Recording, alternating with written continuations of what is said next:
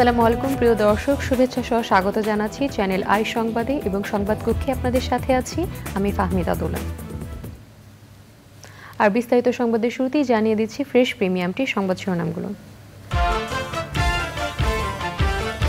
4 ধাপের উপজেলা পরিষদ নির্বাচনে প্রথম ধাপে ভোট আগামীকাল, সুষ্ঠু করতে প্রার্থীদের সহযোগিতা চাইলেন সিইসি। নির্বাচনের সবচেয়ে বড় জিনিস যে প্রতিদ্বন্দ্বিতা কেমন হচ্ছে এবং সেটা কেউ আসলো কি আসলো না, এবং প্রতিটি ক্ষেত্রে আমরা অ্যাভারেজে দেখেছি 4 জন করে প্রতিদ্বন্দ্বী একটি পদের জন্য অ্যাভারেজে, কাজে সেটা প্রতিদ্বন্দ্বিতাহীন এটা আমরা বলবো না। ভারতের লোকসভা নির্বাচনের তৃতীয় ধাপে 11 রাজ্য ও কেন্দ্র শাসিত একটি অঞ্চলে চলছে ভোট। গুজরাটে ভোট দিলেন নরেন্দ্র মোদী। টিসিবির পণ্য কিনতে সময় বাঁচাতে স্থায়ী দোকানের পরিকল্পনায় সরকার, চলতি মাসের পণ্য বিক্রি কার্যক্রম উদ্বোধন। সৌদি আরবে পবিত্র হজের কার্যক্রম শুরু, বাংলাদেশে অনেকের ভিসা প্রক্রিয়া শেষ করতে পারেনি বেশ কয়েকটি বেসরকারি এজেন্সি। এবং মালয়েশিয়ায় প্রকৃতি ও জীবন ক্লাবের যাত্রা শুরু, ভবিষ্যৎ প্রজন্মের জন্য বাসযোগ্য ধরিত্রী বিনির্মাণে সবুজায়নে এগিয়ে আসার আহ্বান।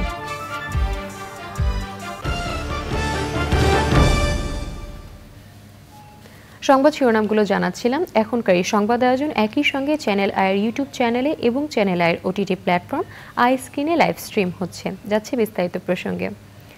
4 ধাপের উপজেলা পরিষদ নির্বাচনে প্রথম ধাপে ভোট হবে আগামীকাল। প্রধান নির্বাচন কমিশনার কাজী হাবিবুল আওয়াল বলেছেন, কোনো দল উপজেলা ভোটে আসলো কিনা সেটি বড় কথা নয়, তবে একাধিক প্রার্থী থাকায় ভোট প্রতিদ্বন্দ্বিতাপূর্ণ হচ্ছে। উপজেলা ভোটকে সুষ্ঠু করতে প্রার্থীদের সহযোগিতা চেয়েছেন সিইসি। সোমা ইসলামের রিপোর্ট। সারা দেশে 4 ধাপের উপজেলা নির্বাচনের প্রথম ধাপে বুধবার ভোট হবে 140 উপজেলায়। মোট প্রার্থী 1635 জন, ভোটার 3,15,00,000। ভোট সুষ্ঠু করতে সব আয়োজন শেষ করেছে ইসি। নিজেদের প্রস্তুতির কথা জানিয়ে সিইসি বলছেন, উপজেলা ভোট নিয়ম নয়, গণতন্ত্র রক্ষার। 7 জানুয়ারির ভোটের চেয়ে স্থানীয় পর্যায়ের উপজেলা ভোট অংশগ্রহণমূলক হচ্ছে জানিয়ে সন্তোষ প্রকাশ করেন সিইসি। তুলনামূলক পার্থক্য ওটা হচ্ছে জাতীয় সংসদের ভোট, আর আগামীটা হচ্ছে স্থানীয় সরকারের ভোট। জাতীয় সংসদের ভোট আর এর মধ্যে পার্থক্য তো সেদিক থেকে থাকবেই, কিন্তু জাতীয় সংসদের যে ভোট যেটা হয়েছে সেখানে পার্থক্য স্থানীয় সরকারের ভোটগুলোতে কন্টেস্টটা একটু বেশি হয়ে থাকে। সেই দিক থেকে যে উৎসাহ উদ্দীপনা উত্তেজনা এগুলো দেখা গেছে স্থানীয়ভাবে বেশি হয়ে থাকে। সেই জন্য আমরাও সতর্ক অবস্থায় থাকি যেন উৎসাহ উদ্দীপনা উত্তেজনা থেকে যেন কোনো সংঘর্ষ সহিংসতা না হয়। ভোট এক পেশে নাকি প্রতিযোগিতাপূর্ণ হচ্ছে, এমন প্রশ্নের জবাবে সিইসি জানালেন, কোন দল আসলো কি আসলো না সেটা বিবেচ্য নয়, মূল হলো বহু প্রার্থীর অংশগ্রহণ। আমরা দেখছি প্রতিদ্বন্দ্বিতা হচ্ছে। নির্বাচনের সবচেয়ে বড় জিনিস যে প্রতিদ্বন্দ্বিতা কেমন হচ্ছে এবং সেটা কেউ আসলো কি আসলো না, এবং প্রতিটি ক্ষেত্রে আমরা অ্যাভারেজে দেখেছি 4 জন করে প্রতিদ্বন্দ্বী একটি পদের জন্য অ্যাভারেজে, কাজে সেটা প্রতিদ্বন্দ্বিতাহীন এটা আমরা বলবো না, সেটাও একটা প্রতিদ্বন্দ্বিতা। এটা প্রতিদ্বন্দ্বিতা হচ্ছে ব্যক্তি প্রার্থী সংখ্যা। আমরা দলীয় প্রতিদ্বন্দ্বিতা দেখতে যাচ্ছি না। আমাদের দায়িত্ব হচ্ছে যে প্রার্থী আছে কিনা, প্রার্থীরা কন্টেস্ট করছে কিনা, কন্টেস্ট হলে সেই কন্টেস্টটা যেন অবাধ হয়, নিরপেক্ষ হয়, সেই চেষ্টাটা আমরা করব। প্রথম ধাপে 5টি উপজেলায় সব পদে বিনা প্রতিদ্বন্দ্বিতায় নির্বাচিত হয়েছেন প্রার্থীরা। এ ধাপে 59টি জেলায় 22টি উপজেলায় ভোট হবে ইভিএমে, বাকিগুলোতে ব্যালটে ভোট দিবেন ভোটাররা। সোমা ইসলাম, চ্যানেল আই, ঢাকা। ভারতে পশ্চিমবঙ্গ ও গুজরাট সহ 11টি রাজ্য ও কেন্দ্রশাসিত একটি অঞ্চলে লোকসভা নির্বাচনের তৃতীয় দফায় ভোট গ্রহণ চলছে। স্থানীয় সময় সকাল 7টায় শুরু হয়ে ভোট গ্রহণ চলবে সন্ধ্যা 6টা পর্যন্ত। লোকসভার 93 আসনে প্রার্থী নির্বাচনে এই দফায় ভোট দিচ্ছেন 17,20,00,000 ভোটার। গুজরাটের গান্ধীনগর কেন্দ্রে ভোট দিয়েছেন ভারতের প্রধানমন্ত্রী নরেন্দ্র মোদী। জনগণকে ভোট কেন্দ্রে যাওয়ার আহ্বান জানিয়েছে দেশটির নির্বাচন কমিশন। রিয়াজ ইসলামের রিপোর্ট। বিশ্বের সবচেয়ে বড় গণতান্ত্রিক দেশ ভারতের লোকসভা নির্বাচন। 7 ধাপে 41 দিনের এই নির্বাচনে তৃতীয় দফা ভোট হচ্ছে 11টি রাজ্য ও একটি কেন্দ্রশাসিত অঞ্চলে। প্রচণ্ড গরমে প্রথম 2 দফায় ভোট আশানুরূপ না পড়ায় তৃতীয় দফা ঘিরে প্রত্যাশা বেশি। পশ্চিমবঙ্গের কেন্দ্রগুলোতে সকাল থেকেই ভোটারদের দীর্ঘ লাইন। গুজরাটের ২৬টি আসনের মধ্যে ২৫ আসনে তৃতীয় দফায় চলছে ভোটের লড়াই। রাজ্যের সুরাটে আগেই বিনা প্রতিদ্বন্দ্বিতায় জিতেছেন বিজেপি প্রার্থী। এছাড়াও পশ্চিমবঙ্গের ৪টি, কর্ণাটকের ১৪টি, মহারাষ্ট্রের ১১টি, উত্তরপ্রদেশের ১০টি, মধ্যপ্রদেশের ৮টি, ছত্তিশগড়ের ৭টি, বিহারের ৫টি, আসামের ৪টি, গোয়া, দাদরা অ্যান্ড নগর হাভেলি এবং দামান অ্যান্ড দিউয়ে ২টি করে আসনে চলছে ভোট। লোকসভার ৯৩ আসনে এ দফায় ভোট দিচ্ছেন ১৭ কোটি ২০ লাখ ভোটার। বিজেপির গুরুত্বপূর্ণ ঘাঁটি হিসেবে পরিচিত গুজরাটের গান্ধীনগর কেন্দ্রে গিয়ে ভোট দিয়েছেন ভারতের প্রধানমন্ত্রী নরেন্দ্র মোদী। নাগরিকদের ভোট দেওয়ার আহ্বান জানান তিনি। তৃতীয় দফা নির্বাচনে প্রতিদ্বন্দ্বিতা করছেন ১৩০০-র বেশি প্রার্থী, যাদের মধ্যে ১২০ জন নারী। এ দফায় হেভিওয়েট প্রার্থীদের মধ্যে রয়েছেন কেন্দ্রীয় স্বরাষ্ট্রমন্ত্রী অমিত শাহ ও বেসামরিক বিমান পরিবহন মন্ত্রী জ্যোতিরাদিত্য সিন্ধিয়া। ভোটের লড়াই রয়েছেন মহারাষ্ট্রের সাবেক মুখ্যমন্ত্রী শারদ পাওয়ারের মেয়ে সুপ্রিয়া সুলে, রাজ্যের উপমুখ্যমন্ত্রী অজিত পাওয়ারের স্ত্রী সুনেত্রা পাওয়ার ও মুর্শিদাবাদে সিপিআইএমের রাজ্য সম্পাদক মোহাম্মদ সেলিম। সহিংসতা এড়াতে নির্বাচনী এলাকায় আইনশৃঙ্খলা বাহিনীর অতিরিক্ত সদস্য মোতায়েন করা হয়েছে। পশ্চিমবঙ্গে কেন্দ্রীয় বাহিনী ও কুইক রেসপন্স টিম মোতায়েন রয়েছে। লোকসভা নির্বাচনে ১৯ এপ্রিল প্রথম ও ২৬ এপ্রিল দ্বিতীয় দফায় ভোট গ্রহণ হয়। ১ জুন সপ্তম দফায় ভোট শেষে ৪ জুন ফল ঘোষণা করা হবে। রিয়াজ ইসলাম, চ্যানেল আই। প্রধানমন্ত্রী শেখ হাসিনার সঙ্গে সৌজন্য সাক্ষাৎ করেছেন আন্তর্জাতিক অভিবাসন সংস্থার মহাপরিচালক অ্যামি পোপ। সকালে প্রধানমন্ত্রী সরকারি বাসভবন গণভবনে প্রধানমন্ত্রীর সঙ্গে দেখা করেন তিনি। সে সময় আলোচনায় অভিবাসন ও রোহিঙ্গা ইস্যু গুরুত্ব পায়। রোহিঙ্গা প্রত্যাবাসনে বাংলাদেশের সাথে IOM নিবিড়ভাবে কাজ করছে বলে উল্লেখ করেন অ্যামি পোপ। জাতিসংঘের সাথে বাংলাদেশের সম্পর্কে ৫০ বছর পূর্তি উপলক্ষে ঢাকা সফর করছেন জাতিসংঘের বিভিন্ন সংস্থার প্রধানরা। এরই ধারাবাহিকতায় রোববার ঢাকায় আসেন আন্তর্জাতিক অভিবাসন সংস্থার মহাপরিচালক অ্যামি পোপ। তিনি ৯ মে পর্যন্ত বাংলাদেশ সফরে থাকবেন।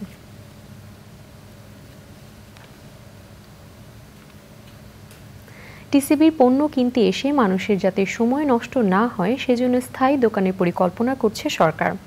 সকালে রাজধানীর বাড়িধারা পার্কে নর্দা কালাচাঁদপুর এলাকার ৬,০০০ কার্ডধারীর মধ্যে টিসিবির পণ্য বিক্রির মাধ্যমে টিসিবির চলতি মাসের পণ্য বিক্রি কার্যক্রম উদ্বোধন করেন বাণিজ্য প্রতিমন্ত্রী। তিনি জানান, নিত্যপণ্য নিয়ে কেউ যেন কারসাজি করতে না পারে সেজন্য বাজারে পণ্য সরবরাহ স্বাভাবিক রাখতে কাজ করে যাচ্ছে সরকার। ১ কোটি স্মার্ট কার্ড বিতরণের ৭৫% শেষ করার কথাও জানানো হয় অনুষ্ঠানে। ১ জুলাই থেকে টিসিবির স্থায়ী দোকান চালুর জন্য প্রধানমন্ত্রীর কাছে অনুমতি চাওয়া হবে বলেও জানান প্রতিমন্ত্রী। আপনারা যদি দোকানের ব্যবস্থা করতে পারেন, ইনশাআল্লাহ ১ জুলাই থেকে আমরা টিসিবির মাধ্যমে আরও পণ্য আপনাদের সাথে পরামর্শ ক্রমে যে জায়গায় যে পণ্যগুলির চাহিদা আছে, যেটা আমদানি করা দরকার আমদানি করা, যেটা সংগ্রহ করা দরকার সংগ্রহ করে এই দোকানগুলোর মাধ্যমে আমরা অ্যাভেলেবেল করব। যে আমরা যদি নিত্য প্রয়োজনীয় জিনিসের সরবরাহটা নিশ্চিত রাখতে পারি তাহলে কিন্তু কেউ কারসাজি করতে পারবে না। বাংলাদেশ ব্যাংকে সাংবাদিকদের প্রবেশাধিকার নিষিদ্ধ করার সমালোচনা করেছেন অর্থনীতিবিদ ও গবেষণা সংস্থা সেন্টার ফর পলিসি ডায়ালগ সিপিডির সম্মানীয় ফেলো ডক্টর দেবপ্রিয় ভট্টাচার্য। তিনি বলেছেন, তথ্যের নৈরাজ্য থেকে তথ্যের অন্ধত্ব হয়েছিল, এখন তার অপঘাত হয়েছে। ইকোনমিক রিপোর্টার্স ফোরাম ERF এর আয়োজনে প্রয়াত সম্পাদক মোয়াজ্জেম হোসেন স্মারক বক্তৃতায় প্রধান বক্তা ডক্টর দেবপ্রিয় বাংলাদেশ ব্যাংকের সাংবাদিকদের তথ্য নিতে যাওয়ার ওপর কড়াকড়ির বিষয়ে ব্যাংকের বোর্ড জানে কিনা প্রশ্ন রাখেন। ঋণের কিস্তি দিতে বাংলাদেশ আগে কখনোই ব্যর্থ হয়নি উল্লেখ করে ডক্টর দেবপ্রিয় বলেন, সেই গর্বের জায়গায় ফাটল ধরেছে। চারদিক থেকে খারাপ পরিণতি ঘনিয়ে আসছে মন্তব্য করে তিনি বলেন, সমাজ থেকে বহুত্ববাদ উঠে গেলে এমন হয়। বাংলাদেশ ব্যাংক এখন যদি নিজেকে এরকম ভাবে সংযত করে নেয়, নিজেকে এমন নিয়ন্ত্রণের মধ্যে নেয়, এবং আমি জানি না এই নিয়ন্ত্রণ ওনাদের বাংলাদেশ ব্যাংকের বোর্ড যেটা আছে সেটা করেছে কিনা, নাকি ওনারা নির্দেশিত হয়েছেন আরো উচ্চ পর্যায় থেকে এবং তারপরে এটা করেছেন, কিন্তু এটার ফলে বাংলাদেশ ব্যাংকের সুনাম যেটা ছিল তার হানি ঘটবে, এ ব্যাপারে কোনো সন্দেহ নেই। পবিত্র হজের কার্যক্রম শুরু হয়েছে। বিশ্বের বিভিন্ন দেশ থেকে আসা হাজিদের বরণে প্রস্তুত সৌদি সরকার। 9 মে বাংলাদেশি হাজিদের প্রথম ফ্লাইট শুরু হলেও ভিসা প্রক্রিয়া সম্পন্ন করতে পারেনি বেসরকারি অনেক এজেন্সি। পবিত্র মদিনা থেকে এমওয়াই আলাউদ্দিনের রিপোর্ট। এবছর পবিত্র হজ পালনের লক্ষ্যে সৌদি আরবে সমবেত হচ্ছেন বিশ্বের বিভিন্ন দেশের হাজিরা। বাংলাদেশি হাজিদের বরণ করে নিতে প্রস্তুত বাংলাদেশ হজ মিশন। মদিনায় সকল প্রস্তুতি সম্পন্ন হয়েছে। এই লক্ষ্যে সরকারের হাজিদের বা অন্যান্য হাজিদের সেবা দেওয়ার জন্য সরকারের পক্ষ থেকে মদিনাতে হজকর্মী নিয়োগ এবং বিভিন্ন কমিটির বা প্রশাসনিক টিম, সহায়তাকারী টিম, টেকনিক্যাল টিম সহ অন্যান্যদের নিয়োগ সম্পন্ন হয়েছে। তবে অনেক বেসরকারি ট্রাভেল এজেন্সি এখনো মক্কা মদিনায় বাড়ি ভাড়া সম্পন্ন করতে পারেনি। মদিনার বাসা বাড়ি কমপ্লিট, আর মক্কারও হয়েছে, 2টা কমপ্লিট হয়েছে। এটা প্যাকেজ অনুযায়ী আরও একটা বাকি আছে। তো গতবারের থেকে এবারের মানে বেঁধে দেওয়ার টাইমটা একটু কাছাকাছি কারণে আমাদের স্ট্রাগলিং একটু বেশি করতে হচ্ছে। সময় মতো বাড়ি ভাড়া করতে না পারার জন্য এজেন্সি মালিকদের দায়ী করেছেন হোটেল ব্যবসায়ীরা। হারাম শরীফের অনেক কাছাকাছি অনেক বাড়িঘর খালি রয়েছে, অনেক হোটেল খালি, কিন্তু তারা নিচ্ছে না। তারা শুধু দাম কষাকষি করছে, তারা দামের জন্য অপেক্ষা করছে। বাংলাদেশ থেকে আগত মোয়াল্লেম বা এজেন্সি মালিকগুলা এখনো মিসফালাতে অনেক ঘোরাঘুরি করছে তারা কমের জন্য। অলরেডি এই বছর অনেক কমই হোটেলগুলো ছাড়া হইতেছে। হজ ব্যবস্থাপনায় যে আশঙ্কা তৈরি হয়েছিল তা অনেকটাই উতরে গেছে বলে মনে করছেন সংশ্লিষ্টরা। যদিও বেসরকারি হজ ব্যবস্থাপনার অনেকেই তাদের বাড়ি ভাড়া সম্পন্ন করতে পারেনি। এর মধ্যে 9 মে থেকে শুরু হচ্ছে বাংলাদেশি হাজিদের প্রথম হজ ফ্লাইট। সৌদি আরবের মদিনা থেকে এমওয়াই আলাউদ্দিন, চ্যানেল আই। ভবিষ্যৎ প্রজন্মের জন্য বাসযোগ্য ধরিত্রী বিনির্মাণে ঐক্যবদ্ধ প্রয়াসের অংশ হিসেবে মালয়েশিয়া যাত্রা শুরু করেছে প্রকৃতি ও জীবন ক্লাব। গঠন করা হয়েছে 11 সদস্যের কার্যকরী পরিষদ কমিটি। নতুন সদস্যদের শুভেচ্ছা জানিয়ে নতুন পৃথিবী গড়ে তুলতে সবাইকে সবুজায়নে এগিয়ে আসার আহ্বান জানিয়েছেন প্রকৃতি ও জীবন ফাউন্ডেশনের চেয়ারম্যান বীর মুক্তিযোদ্ধা মুকিত মজুমদার বাবু। আলিম আলরাজি রিপোর্ট।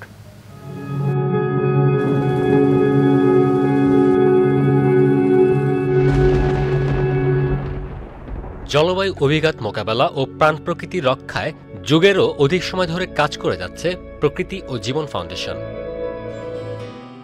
প্রকৃতি রক্ষার দায়বদ্ধতা থেকে সবুজ দেশ গড়তে সাধারণ মানুষকে যুক্ত করে পরবর্তীতে সারা দেশে গঠন করা হয় প্রকৃতি ও জীবন ক্লাব। তবে দেশের গণ্ডি পেরিয়ে গত বছর সংযুক্ত আরব আমিরাতে যাত্রা শুরু করে ক্লাবটি। এরই অংশ হিসেবে বিশ্বব্যাপী ক্লাবের কার্যক্রম ছড়িয়ে দিতে মালয়েশিয়াতেও যাত্রা শুরু করল প্রকৃতি ও জীবন ক্লাব। জুম মিটিংয়ে অংশ নিয়ে সদস্যদের অভিনন্দন জানিয়ে সবুজ পৃথিবী গড়তে বিভিন্ন দিক নির্দেশনা দেন প্রকৃতি ও জীবন ফাউন্ডেশন চেয়ারম্যান বীর মুক্তিযোদ্ধা মুকিত মজুমদার বাবু। সে সময় ক্লাবের কেন্দ্রীয় সদস্যরা অংশ নেন। প্রকৃতি জীবন ক্লাব মালয়েশিয়া শাখার গঠন উপলক্ষে উপস্থিত সবাইকে শুভেচ্ছা জানাচ্ছি। নানান ধরনের কর্মসূচির মাধ্যমে মানুষের মাঝে সচেতনতা সৃষ্টি করা এবং নিজেরা ক্লাবের পক্ষ থেকে নানান ধরনের কাজ করাই হচ্ছে আমাদের মূল উদ্দেশ্য। আমরা চেষ্টা করি কিন্তু সব ধরনের জিনিসের মাধ্যমে পরিবেশ প্রকৃতির যে ব্যাপারে যে সচেতনতা, অ্যাওয়ারনেসটা সেটাকে ছড়িয়ে দেওয়া, এবং সেটা কিন্তু যত মাধ্যম পারা যায়। এবং শুধু মালয়েশিয়াতে প্রকৃতি ক্লাবই কাজ করবে আর আমরা এখানে কাজ করব তাই না, কিন্তু আমরা কিন্তু একসাথে যৌথভাবেও কিন্তু অনেক কিছু করতে পারবো এবং করতে পারার চেষ্টা করা উচিত আমাদের। এই সেতু বন্ধনটা যেন খুব জোরদার হয় এবং আমাদের পরিধিতে যেন অনেক বড় হয়। কুয়ালালামপুরের একটি রেস্টুরেন্টে সভায় ক্লাবের প্রতিনিধিরা কার্বন নিঃসরণ কমানোর পাশাপাশি সবুজায়নে কার্যকর ভূমিকা পালনের প্রত্যয় ব্যক্ত করেন। প্রকৃতিকে, পরিবেশকে, জলবায়ুকে আমাদের বসবাস উপযোগী করে গড়ে তোলা, পরবর্তী প্রজন্মের জন্য আরো সাস্টেইনেবল করে রাখা, গড়ে তোলা, এটা আমাদের আসলে একটা সংগঠিত একটা কর্তব্য। সেই দায়িত্বের জায়গা থেকে আমরা এখানে একসাথে হয়েছি আজকে সবাই। নিজেদের অস্তিত্ব রক্ষার প্রশ্নে পরিবেশ প্রতিবেশ রক্ষার কার্যক্রম আরও বিস্তৃত করার আহ্বান জানিয়েছেন প্রকৃতি বন্ধু বীর মুক্তিযোদ্ধা মুকিত মজুমদার বাবু। এটা একটা মাধ্যম, এই প্রকৃতি জীবন ক্লাব, যার মাধ্যমে কিন্তু ওনারা দেশের জন্য কাজ করতে পারেন বাইরের থেকেই। এবং সেই কাজটি আমি মনে করি সহজ হয়ে যাবে প্রকৃতি জীবন ক্লাবের মাধ্যমে। ওনারা যখন ওখান থেকে দেশের নানা কর্মকাণ্ডে জড়িত হবেন, এখানে আমাদের কিন্তু পরিবেশ প্রকৃতি বলি, অন্যান্য নানা ধরনের যে সমস্যা আছে আমাদের বাংলাদেশে, আমরা কিন্তু অনেক সমস্যায় জর্জরিত। এটা যে শুধু যে ফিজিক্যালি সব করতে হবে তা না, কিন্তু এখানে কিন্তু নলেজ ট্রান্সফারের মাধ্যমেও কিন্তু ওনারা আমাদের অনেক কিছু সাহায্য করতে পারেন। সংগঠন সেটা যতই আমরা বিস্তৃত করতে পারবো বাংলাদেশের বাইরে, আমাদের কিন্তু বাংলাদেশের জন্য ভালো, ক্লাবের জন্য ভালো, এবং আমরা যারা জড়িত আছি বাংলাদেশ এবং বাইরে যারা জড়িত থাকবেন এই ক্লাবে, তারা কিন্তু একটা সেতু বন্ধনের মাধ্যমে কাজগুলোকে এগিয়ে নিয়ে যেতে পারবেন। এবং বাংলাদেশের জন্য কিন্তু এই জিনিসটা খুবই দরকার। এই কারণেই দরকার যে আমরা যত বেশি এই আমাদের হাতগুলোকে এক করতে পারবো, মাথাগুলোকে এক করতে পারবো, তত কিন্তু বাংলাদেশের জন্য ভালো। একটা এমন একটা প্ল্যাটফর্ম, যে প্ল্যাটফর্মে আমি বলবো যে যত বেশি সবাই জড়িত হবে তত কিন্তু উপকৃত হবে দেশ, উপকৃত হবে আমাদের মানুষগুলো, উপকৃত হবে আমাদের ভবিষ্যৎ প্রজন্ম, এবং এই দেশটা তাতে ভালো থাকবে। সামাজিক দায়বদ্ধতায় 2022 সাল থেকেই পরিবেশ প্রকৃতি সংরক্ষণের পাশাপাশি আর্তমানবতার সেবায় নিরলস কাজ করে যাচ্ছে প্রকৃতি ও জীবন ক্লাব। আলিমাল রাজি, প্রকৃতি ও জীবন ডেস্ক, চ্যানেল আই। সংবাদে এই পর্যায়ে নিচ্ছে একটি বিরতি।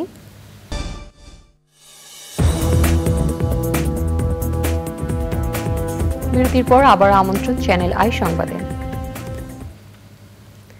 বৈশ্বিক নানা সংকটের মধ্যেও দেশের প্রধান সমুদ্র বন্দরের উন্নয়ন ও অগ্রগতির ধারা অব্যাহত আছে উল্লেখ করে নৌ পরিবহন প্রতিমন্ত্রী বলেছেন, চট্টগ্রাম বন্দর আগামীতে আঞ্চলিক লাইফলাইনে পরিণত হবে। জনপ্রতিনিধি ও বন্দর ব্যবহারকারীরা জানিয়েছেন, চলমান অগ্রগতি অব্যাহত থাকলে সিঙ্গাপুর ও মালয়েশিয়ার মতো একটি ট্রান্সশিপমেন্ট হাবে পরিণত হবে চট্টগ্রাম বন্দর। বন্দরের কার্যক্রম সুষ্ঠু রাখতে নদী ভরাট রোধে প্লাস্টিক পণ্য বর্জনের আহ্বান জানান তারা। চট্টগ্রাম থেকে চৌধুরী ফরিদের পাঠানো তথ্য ভিডিও চিত্রে মিথিলা নাজনীন রিপোর্ট। চট্টগ্রাম বন্দরের 137তম প্রতিষ্ঠা বার্ষিকী উপলক্ষে জাহাজের মাধ্যমে বন্দরের উন্নয়ন কর্মকাণ্ড পরিদর্শন ও সুধী সমাবেশের আয়োজন করে বন্দর কর্তৃপক্ষ।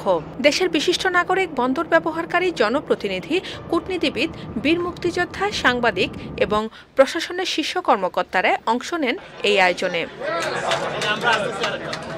এটি আমাদের অর্থনৈতিক মেরুদণ্ড আরও শক্ত হবে। সবকিছু অটোমেটিক মেশিনে এখন হচ্ছে, একটা ট্রান্সশিপমেন্ট হাবে পরিণত হবে, এটা আর বেশি দূর দেরি নেই। চট্টগ্রাম বন্দর কর্তৃপক্ষের চেয়ারম্যান বলেছেন, বন্দরের মাধ্যমে চলতি বছর দেশের 98% আমদানি রপ্তানি পণ্যের কন্টেইনার হ্যান্ডলিং এবং $1 বিলিয়ন বেশি কার্গো হ্যান্ডলিং করা হয়েছে। যদি রেভিনিউ কালেকশন বলেন, সেটা চট্টগ্রাম বন্দর বলেন, কাস্টমস বলেন, ভ্যাট অথরিটি বলেন, সবগুলো মিলে দেখবেন যে হাইয়েস্ট রেভিনিউটা কিন্তু এই চট্টগ্রাম বন্দর থেকে আসছে। নৌ পরিবহন মন্ত্রণালয় সম্পর্কিত সংসদীয় স্থায়ী কমিটির সভাপতি বলেছেন, প্লাস্টিক বর্জ্যের কারণে কর্ণফুলী নদী ব্যাপকভাবে ভরাট এবং দূষণ হচ্ছে। এতে সবচেয়ে বেশি ক্ষতিগ্রস্ত হচ্ছে চট্টগ্রাম বন্দর। এজন্য প্লাস্টিক পণ্য বর্জনের সব মহলের প্রতি আহ্বান জানান তিনি। যত দ্রুততম সময়ের মধ্যেই আমরা যাতে পণ্য খালাস করতে পারি এবং মানুষকে যাতে সার্ভিস যেটা দেওয়ার সেই দেওয়ার ব্যবস্থাটা করার জন্যই আমাদের থেকে সবসময় সুপারিশ থাকে। নৌ পরিবহন প্রতিমন্ত্রী জানিয়েছেন, চট্টগ্রাম বন্দরকে আঞ্চলিক হাব হিসেবে গড়ে তুলতে বহুল আলোচিত বে টার্মিনাল নির্মাণ কাজ শিগগিরই শুরু করা হবে। সেই সাথে মহেশখালীর মাতারবাড়িতে গভীর সমুদ্র বন্দর উন্নয়ন প্রকল্পের কাজও দ্রুত গতিতে এগিয়ে চলছে। এখন চট্টগ্রাম বন্দর শুধু বাংলাদেশের লাইফলাইন না, চট্টগ্রাম বন্দর আগামী দিনে এই আঞ্চলিক যে ভূখণ্ড আছে তার লাইফলাইন হতে যাচ্ছে। বন্দর কর্তৃপক্ষ আশা করছে, মাতারবাড়ি গভীর সমুদ্র টার্মিনাল এবং বহুল আলোচিত বে টার্মিনাল নির্মাণ হলে চট্টগ্রাম বন্দরে 14 থেকে 18 মিটার ড্রাফটের মাদার ভেসেল সরাসরি বন্দরে ফিরবে। এতে দেশের পণ্য রপ্তানি খরচ অর্ধেক কমে যাবে। Mithila Naznin, channel I. গাজীপুরে বিভিন্ন কর্মসূচির মধ্য দিয়ে শ্রমিক নেতা ও বীর মুক্তিযোদ্ধা শহীদ আহসান উল্লাহ মাস্টারের 20তম মৃত্যুবার্ষিকী পালন হয়েছে। নিজ গ্রামে শহীদ আহসান উল্লাহ মাস্টারের কবরে আওয়ামী লীগ, যুবলীগ ও সহযোগী সংগঠন পুষ্পার্ঘ্য অর্পণ ও শ্রদ্ধা নিবেদন করে। পরে ছিল পবিত্র কোরআন খানি, কালো ব্যাজ ধারণ, স্মরণসভা ও দোয়া মাহফিল। স্মরণসভায় বক্তৃতা করেন আওয়ামী লীগ সভাপতি মণ্ডলীর সদস্য, পাট ও বস্ত্রমন্ত্রী জাহাঙ্গীর কবির নানক, মেহের আফরোজ চুমকি এমপি, গাজীপুর মহানগর আওয়ামী লীগের সভাপতি আজমত উল্লাহ খান, সাধারণ সম্পাদক আতাউল্লাহ মণ্ডল এবং অন্যরা। অনুষ্ঠানে সভাপতিত্ব করেন তার ছেলে জাহিদ আহসান রাসেল এমপি। 2004 সালের 7 মে টঙ্গীর নোয়াগাঁও এম.এ. মজিদ মিয়া উচ্চ বিদ্যালয় মাঠে স্বেচ্ছাসেবক লীগের কর্মী সভায় আহসান উল্লাহ মাস্টারকে গুলি করে হত্যা করে দুর্বৃত্তরা। গাজার দক্ষিণাঞ্চলীয় শহর রাফায় রাতভর বোমা হামলা চালিয়েছে ইসরায়েল। হামলায় কমপক্ষে 12 ফিলিস্তিনি নিহত হয়েছেন। মিশর গাজার সীমান্তে রাফা ক্রসিং দখল করেছে ইসরায়েলি বাহিনী। রাফা স্থল হামলার ঘোষণা দেওয়ার পর শহরের একাংশ খালি করে দিতে ফিলিস্তিনিদের নির্দেশ দিয়েছে ইসরায়েলের প্রতিরক্ষা বাহিনী। প্রাণভয় এলাকা ছাড়ছেন ফিলিস্তিনিরা। এর আগে সোমবার গাজায় যুদ্ধবিরতি ও বন্দীদের মুক্তির জন্য একটি চুক্তিতে রাজি হয় হামাস। এরপরও গাজায় যুদ্ধবিরতি অনিশ্চিত হয়ে পড়েছে, কারণ যুদ্ধবিরতির প্রস্তাবে দাবি পূরণ হয়নি বলে জানিয়েছে ইসরায়েল। গাজায় যুদ্ধবিরতি চুক্তি বাস্তবায়ন নিশ্চিতে কাজ করতে মার্কিন প্রেসিডেন্ট জো বাইডেন প্রতিশ্রুতি দিয়েছেন বলে জানিয়েছেন মধ্যস্থতাকারী দেশ মিশর ও কাতার। এবারে নিটল টাটা কৃষি সংবাদ।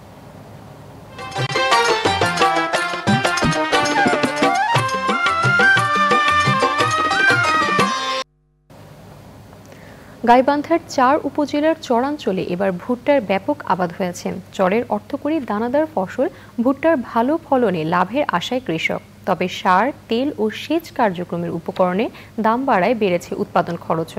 গাইবান্ধা থেকে ফারুক হোসেনের পাঠানো তথ্য ও ভিডিও চিত্রে সুদীপ্তা মাহমুদের রিপোর্ট। গাইবান্ধার সুন্দরগঞ্জ, ফুলছড়ি, সাঘাটা ও সদর উপজেলার চরাঞ্চলে প্রচুর পরিমাণে ভুট্টার আবাদ হয়েছে। তিস্তা, ব্রহ্মপুত্র, ঘাঘট, যমুনা নদীর ধুধু বালু চরে সারি সারি ভুট্টার মাঠ চোখে পড়ে। এরই মধ্যে ভুট্টার থোর এসেছে।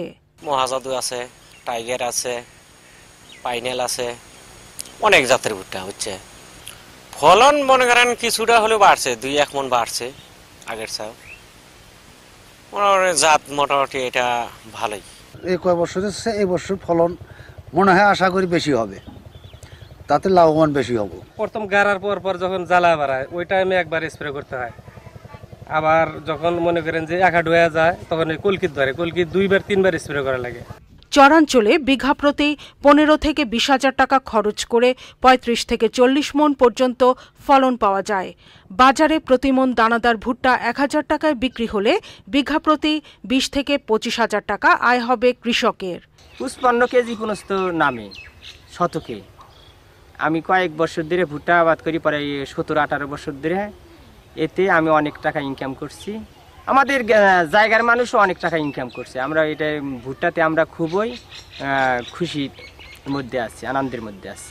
জেলায় এবছর 1761 হেক্টর জমিতে ভুট্টা চাষ হয়েছে। হেক্টর প্রতি গড় ফলন এসেছে 10 থেকে 12 metric ton. Sudipta Mahmud, channel I. এখন দেখবেন প্রকৃতি সংবাদ।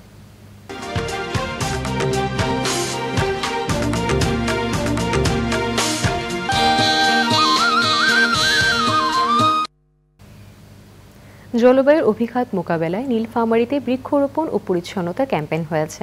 পরিচ্ছন্ন ও বাসযোগ্য পরিবেশ নিশ্চিত করতে শিক্ষার্থীদের মাঝে সচেতনতার সৃষ্টির লক্ষ্যে কর্মসূচি আয়োজন করে ইয়াং বাংলা এবং CRI। সংশ্লিষ্টরা মনে করেন পরিবেশ সংরক্ষণ ও জলবায়ু পরিবর্তন মোকাবেলায় এ ধরনের আয়োজন সহায়ক হবে। আনোয়ার আলম প্রধানের তথ্য ও ভিডিও চিত্রে Alim Al Razi report. Keep your environment clean and livable প্রতিপাদ্যে খেরকাটি BL উচ্চ বিদ্যালয়ের শিক্ষার্থীদের নিয়ে প্রকৃতি ও পরিবেশ রক্ষায় সচেতনতামূলক ক্যাম্পেইন। বৃক্ষরোপণের পাশাপাশি পরিচ্ছন্নতা অভিযানে অংশ নেয় শিক্ষার্থীরা।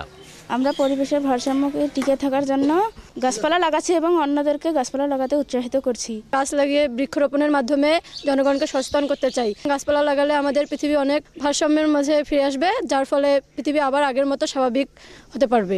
আমরা স্কুলের ছাত্রছাত্রীরা মাঝে মাঝে এরকম ময়লা জায়গা পরিষ্কার করে থাকি, যাতে করে পরিবেশের ভারসাম্য বজায় থাকে। বৈশ্বিক উষ্ণতা কমিয়ে বাসযোগ্য পৃথিবী গড়তে কাজ করছে পরিবেশবাদী এসব সংগঠন। এই ক্যাম্পেইনের অধীনে আমরা শিক্ষার্থীদের মাঝে পরিবেশ বিষয়ক সচেতনতা বৃদ্ধি, পরিচ্ছন্নতা প্রচার অভিযান এবং র্যালির আয়োজন করেছি। এই উদ্যোগটি আমরা মনে করি যে জলবায়ু পরিবর্তনের যে ঝুঁকি মোকাবেলা এটির জন্য অনেকটা সচেতন করে তুলবে সবাইকে। ভবিষ্যৎ প্রজন্মের মাঝে সচেতনতা সৃষ্টির লক্ষ্যে জলবায়ু পরিবর্তন ও পরিবেশ প্রকৃতি বিষয়গুলো পাঠ্যপুস্তকে অন্তর্ভুক্ত করার আহ্বান পরিবেশবাদীদের। আলিমাল রাজি, প্রকৃতি ও জীবন ডেস্ক, চ্যানেল আই।